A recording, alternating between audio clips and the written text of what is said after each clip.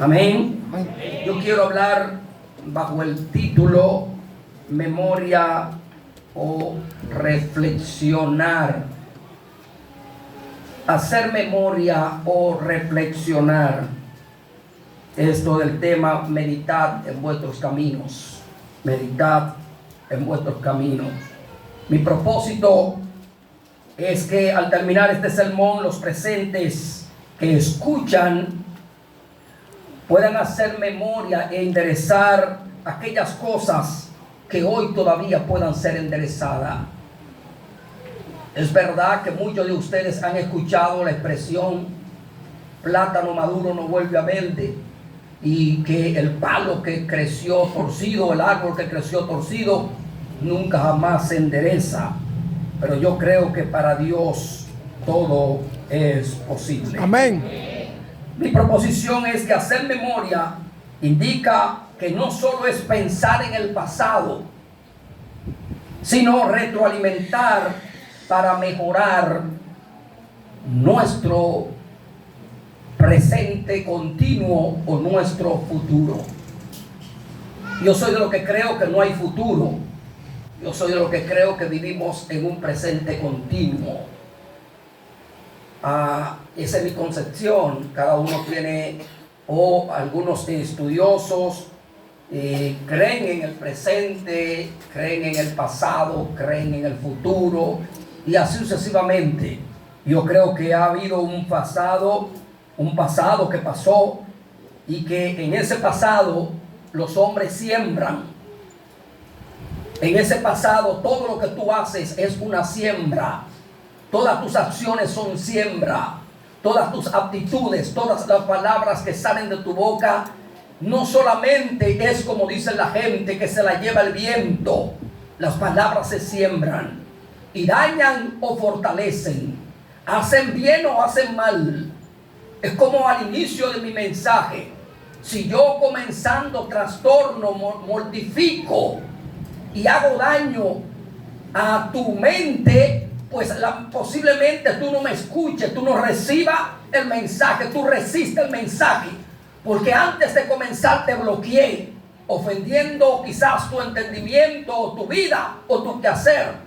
Y con esto no estoy diciendo que el que predica no debe de ofender. Posiblemente él no quiera ofender, pero a veces nuestras aptitudes, nuestras vidas provocan que ofendan. Habían gente que se ofendían con la palabra que Jesús decía, aunque Jesús nunca ofendió a nadie, pero personas se ofendían. ¿Sabe por qué? Por la vida que ellos estaban viviendo, por la manera en que ellos vivían y actuaban.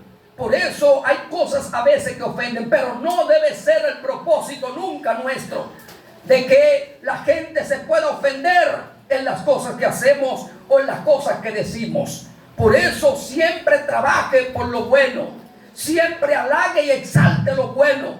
No hablen mal de las cosas que están bien hechas, quizás porque usted no tiene la capacidad o porque usted no está preparado para hacerlo. No, trate y trabaje o ayude a otros a que puedan llegar a alcanzar lo que quizás usted no ha podido alcanzar, o trabaje usted para que alcance esto y pueda hacerlo mejor en el Señor. Sea Cristo glorificado para siempre. Mis amados hermanos, en el texto o este capítulo bíblico que tenemos hoy, una exhortación que nuestro Dios expresa a su pueblo con la necesidad de que el pueblo reedifique el templo, la casa de Dios. Para el pueblo hebreo, para los judíos, el templo era lo más importante. No había algo tan sublime, tan excelso para ellos como el templo en Jerusalén. Dios lo sabía.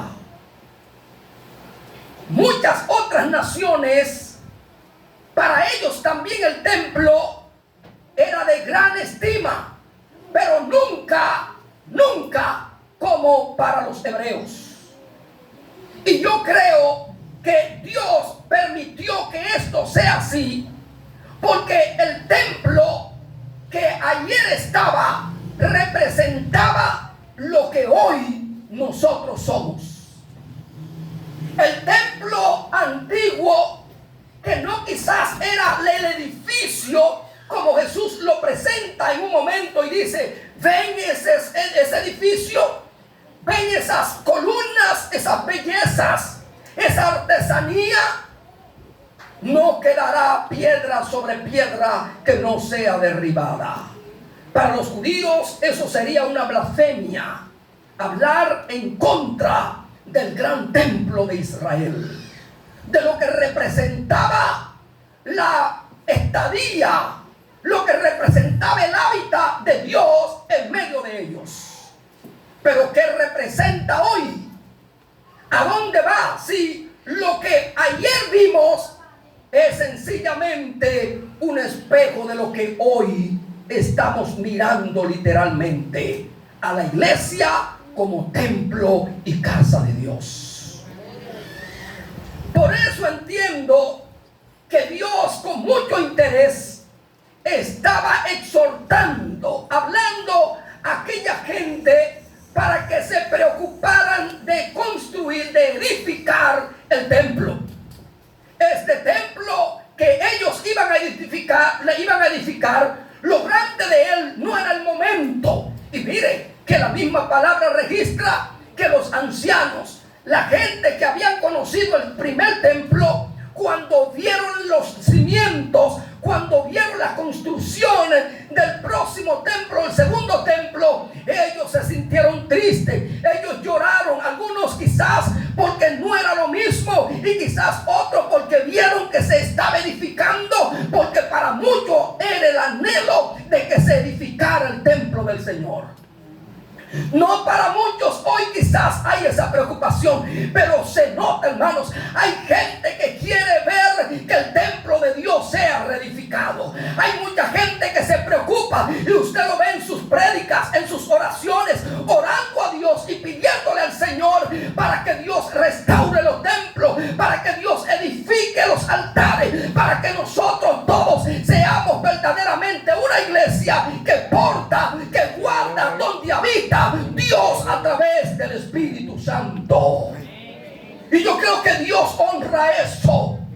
Yo creo que Dios se siente bien con aquella gente que están vociferando, con aquella gente que como Ageo y como otros profetas estuvieron al día, atentos, estuvieron diciendo cada vez que encuentran a alguien caminando, aleluya, distorsionado, desviado de la verdad, del camino que tienen que vivir, que están mirando que la gente ha caído en un estado de frialdad, de agotamiento, le están diciendo: por favor, vuelve al altar, por favor, busca a Dios, por favor, conságrate, por favor, ven al camino, alabado sea el nombre del Señor. Y estas cosas no son solo de ellos, sino que es el mismo poder de Dios actuando a través de sus hijos, de sus hombres que están conectados con el plan y la voluntad perfecta de Dios.